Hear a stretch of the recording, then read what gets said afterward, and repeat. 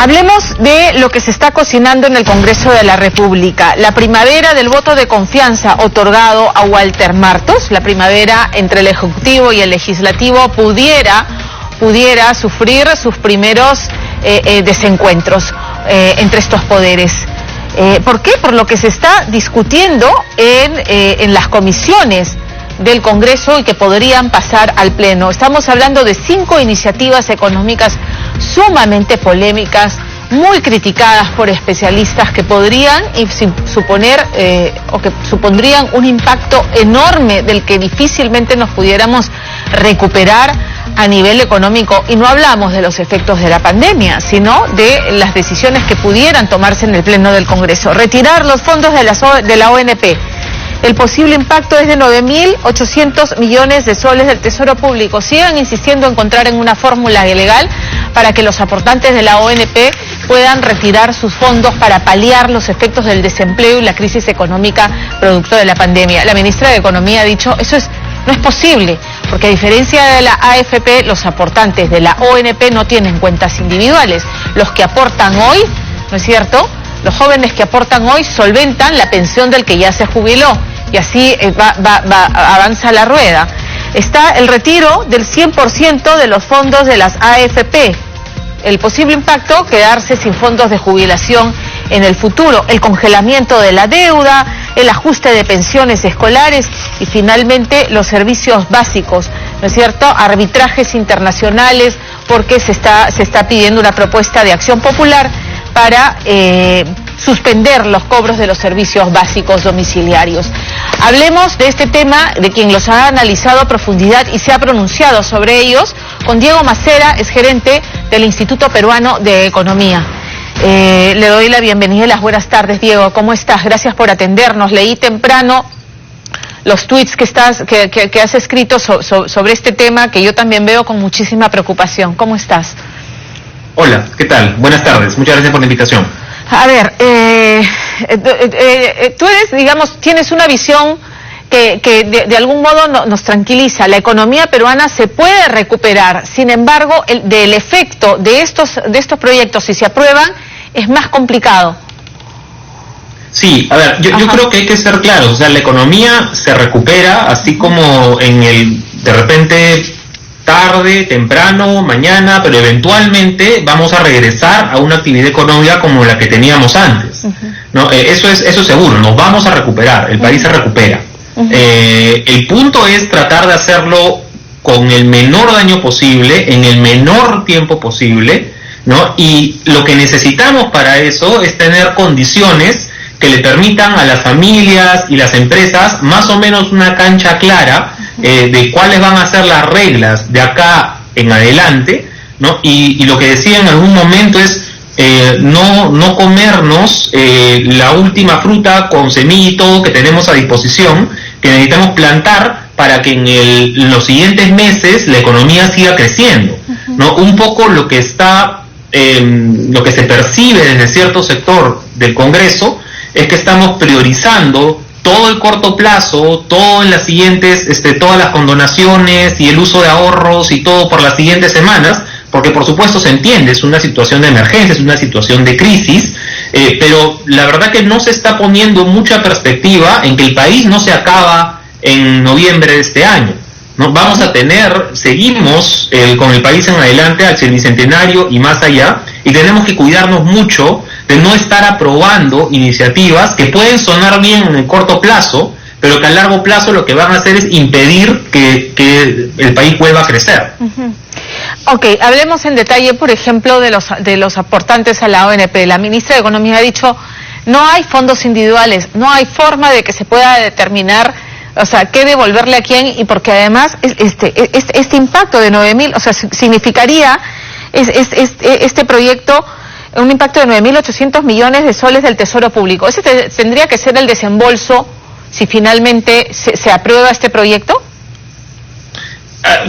Creo que todavía no está muy claro exactamente qué cosa es un exaportante, cómo va a ser, son cosas que de repente se definirán en algún momento en el Pleno, pero sí, lo más probable es que estés hablando de algo de alrededor de un punto del PBI, quizá un poco más, ¿no? 9.000 millones es un poco más de un punto del PBI. Y acá, más allá de lo que no sabemos, cuántas personas, cuánto ha aportado cada quien, ¿no? Porque hay un fondo común y que es difícil determinar individualmente. Sí. El punto con la ONP, lo que mencionabas más antes, ¿no? Que es que no hay de dónde devolver.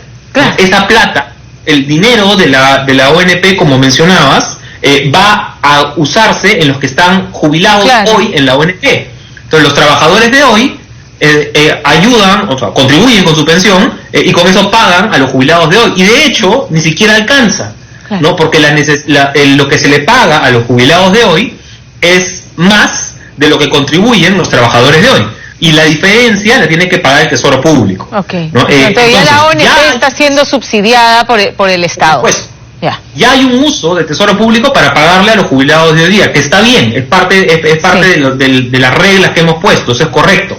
¿Ya? Pero no hay en estricto esto de hablar de la devolución de aportes o el retiro de aportes de la ONP, los verbos no corresponden, porque no hay nada que devolver ni nada que retirar, ¿no? Esa plata tendría que venir necesariamente del Tesoro Público, de los impuestos que pagamos todos. Ahora, dicho eso, también es importante señalar que sí hay un tema de justicia que se le tiene que hacer a los aportantes de la ONP que no llegan a cumplir los 20 años de aportes. No es justo que una persona que aportó, que se le descontó el sueldo, de su sueldo 13% durante 10 años, durante 15 años, durante 19 años, no llegue a tener ninguna pensión porque no alcanzó los 240 meses de aporte. Eso no es justo, ¿no? Y tenemos que diseñar algún mecanismo para que esas personas puedan disponer de alguna pensión a su vejez. De repente no la total, pero algo que sea proporcional a su aporte. Ahora, ya hay una comisión, y esto creo que hay muchos proyectos de pensiones en el Congreso, ¿no? De AFP, de ONPs, pero en realidad quizás lo más sensato es apoyar a la comisión que está liderando hoy día la congresista Omonte, ¿no? Que está justamente tratando de replantear el sistema de pensiones. Hay una reforma en camino, ¿no? Hay una comisión que está conformada por los congresistas de todas las bancadas, que ahora en un par de meses debería dar una propuesta integral de reforma del sistema. Apoyemos esa comisión. Esa comisión existe por algún motivo, ¿no? Lo que no podemos hacer es andar petardeando el sistema poquito a poquito, ¿no? Y bueno, y después cuando llegue la reforma integral que supuestamente va a promover ahora esta comisión en un par de meses, ya qué cosa quedó. Entonces yo creo que hay que hacer las cosas acá con más seriedad, sobre todo porque este es un mecanismo de largo plazo. El tema siempre has repetido y estoy de acuerdo contigo. Hay una necesidad perentoria de aquellos que no están trabajando, que perdieron su empleo, de sostenerse en el día a día hasta que se reenganchen si es posible. Entonces, suena bien, ¿no? Si yo he estado aportando, ese dinero es mío, no es tuyo, es mío. Dámelo para sobrevivir. ¿Los bonos están ayudando a paliar esta situación o no están siendo suficientes para no tener que echar mano a estos proyectos, como tú dices? Suenan muy bien y hay una necesidad que se tiene que atender, pero es un populismo que mira cortoplacista, que mira a abril del 2021, pero que no mira hacia adelante, ¿no? Porque le dejamos sin fondos y sin capacidad de pagar pensiones a los pensionistas de la ONP. Sí, y eso es parte del tema. Estamos usando hoy día recursos que se supone que son para mañana, ¿no? Entonces, en realidad, lo que está pasando tanto en la disposición de recursos de la AFP como de la ONP es que estamos usando estos ahorros previsionales, esos ahorros para las pensiones, como si fueran tu cuenta de CTS. Claro. ¿No? La cuenta de CTS en realidad funciona para este tipo de situaciones, ¿no? Para las situaciones de desempleo, situaciones donde no hay ingresos. Para eso estuvo el ahorro. El ahorro previsional, el ahorro para las pensiones, es para las pensiones, es para cuando uno se jubile, es cuando es un adulto mayor. Son fines distintos, ¿no? Ahora, si políticamente queremos decir, oye, ¿sabes qué? Ya no hay sistema de pensiones, no todo lo que se ahorra en pensiones en realidad se puede usar también en casos de desempleo. Bueno, es una decisión política, pero seamos claros al momento de estamos usando esta plata ¿para qué? ¿Para qué nos han pedido que ahorremos el 10% o el 13% de nuestro sueldo todos los meses? Y además acá hay un efecto macroeconómico que tampoco es menor. O sea, el sistema de pensiones, el sistema financiero de Perú en general, no está preparado para movimientos pues de este tipo, como de sacar el 100% de los ahorros de la AFP de las personas que no han que no tenga la plata en fajos en la bóveda del Banco Central de Reserva, ¿no? O sea, no tiene el dinero en físico. O sea, la movilización. Y además el otro tema es que el Congreso no tiene iniciativa de gasto.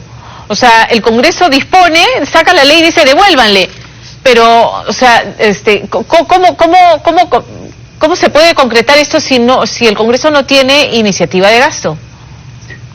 Lo más probable, yo presumiría, digamos, yo no soy abogado, pero lo más probable es, asumo que es que esta norma, si se aprobase la entre comillas, devolución de la ONP, o de la AFP.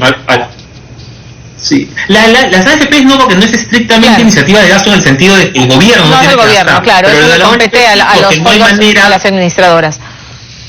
Claro, es como el anterior, como esta del 25%, ¿no? Sí. En el caso de las AFP, pero en el de la ONP no hay de dónde sacarlo, porque como decía, ese fondo no existe, ese fondo es el que va pagando todos los meses los contribuyentes. Entonces, ahí, el proyecto de ley no lo deja claro, pero digamos, no hay otro lugar de dónde sacarlo más que de Tesoro Público, con lo cual sería iniciativa de gasto, con lo cual probablemente sea inconstitucional, ¿no? Y se vaya al Tribunal Constitucional para definirlo. De acuerdo. Hablemos ahora del congelamiento de deudas, porque lo que se critica es que esto favorece al que sí se quedó en nada y no tiene realmente cómo pagar, pero también favorece al que pidió un crédito para una compra o una suntuaria, ¿no es cierto? El carro, la segunda casa, mi casa de playa, que la focalización no es quirúrgica como debiera ser para no afectar al sistema financiero. Sí, yo aquí, así como en el caso de las pensiones, trataría, en la medida de lo posible, que el Congreso debería siempre hacer, es escuchar a los que saben más del tema, y en este caso los que saben más del tema son el Banco Central de Reserva, que ya se pronunció. Julio Velarde envió una carta muy bien explicada al Congreso de la República diciendo por qué es que esto no procede. Exactamente. O sea, el Banco Central de Reserva, la SBS se ha pronunciado en similar sentido, el MEF se ha pronunciado en similar sentido, ¿no? Y claro, de repente pues uno mira a la empresa privada y no le cree, ¿no? Pero no, ¿por qué no le vas a creer al Banco Central, no le vas a creer al MEF, no le vas a creer a la SBS? Están tratando de explicar esto y el perjuicio que esto puede ocasionar en el largo plazo al sector financiero. El Congreso, en realidad, la labor que tiene es escuchar cuáles son las opiniones de los que más saben, de los que viven esto en el día a día, y a función de eso adecuar la norma, ¿no? Si todos los que saben, los organismos públicos que saben, le están diciendo esto no es una buena idea, no sé por qué, bueno, sí sé por qué, pero bueno, se podría decir, oye, igual vamos a ir adelante, no importan las consecuencias, no importa que todas las opiniones técnicas sean contrarias a esto, igual vamos a proceder. Esa actitud sí es una actitud irresponsable, ¿no? Porque el deber del Congreso es cuidar al ciudadano, ¿no? En el tema del congelamiento, Diego, me queda claro eso, en el tema del congelamiento, ¿qué alternativa hay? Porque claramente sí hay microempresarios, pequeños empresarios que pidieron préstamos y con esta paralización, o sea, se quedaron sin ingresos y no tienen cómo pagar. ¿Qué alternativa? ¿Cómo hacer que la focalización llegue efectivamente a quien necesita este congelamiento, que le den facilidades, y no al que sigue recibiendo ingresos y se puede beneficiar innecesariamente? De acuerdo. Lo mejor que se puede hacer es tratar quizá de profundizar en algunas de las herramientas que ya han desplegado tanto el Banco Central de Reserva como la SBS, para tratar de reprogramar algunas de las deudas que están pendientes. La idea es que si yo tengo una deuda que tenía que pagar en abril, marzo, en abril o mayo, de repente puedo pagarla un poco después. Ya el cronograma no está ahí, sino que la pago en octubre o noviembre. Sin que suponga un incremento, o sea, que no se le sume las moras, ¿no es cierto? O sea... No. Correcto, pero ese es un acuerdo al que tienen que llegar el banco o la caja o la institución financiera con el cliente. ¿No? Ese es un acuerdo porque cada uno tiene una disposición y puede ceder en ciertas cosas. ¿No? La caja sabe o el banco sabe que, oye, yo puedo bajar hasta acá y me hace sentido dado mi nivel de riesgo, dado mi nivel de financiamiento, y el cliente también sabe, oye, yo puedo hacer el esfuerzo de ir hasta acá. ¿Está poniendo de su parte el sistema financiero en ese sentido? O sea, está haciendo de su parte, porque si están postergando, pero le suman los intereses moratorios por esta postergación o eso, entonces, claro, tu ayuda no es mucha, porque igual me estás cargando moras y lo que yo necesito es, te voy a pagar, pero dame 3-4 meses que yo me recupere y reiniciamos el cronograma de pagos. ¿Está poniendo de su parte o no?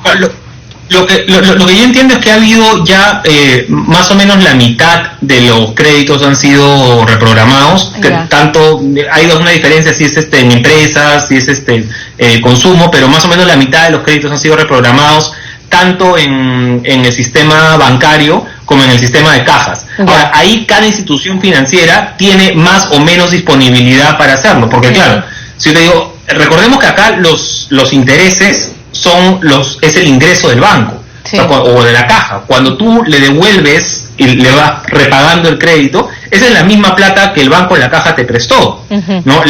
Los ingresos que sirven para pagar a los ahorristas, que sirven para pagar los costos del banco o de la caja, que sirven para pagar los impuestos del banco, ¿no? Que sirven para pagar todos los costos asociados, todo eso se paga de los intereses. Claro. Entonces, el no cobrar ningún interés durante esos 3 o 4 meses es imposible para muchas instituciones financieras porque no pueden. ¿No? Es como que si tú me pidas, yo tengo un restaurante y me dices durante 3 o 4 meses siga atendiendo igualito, pero no cobres, pero no recibas ingresos. No se puede, no es un negocio. Termino quebrado al fin de año.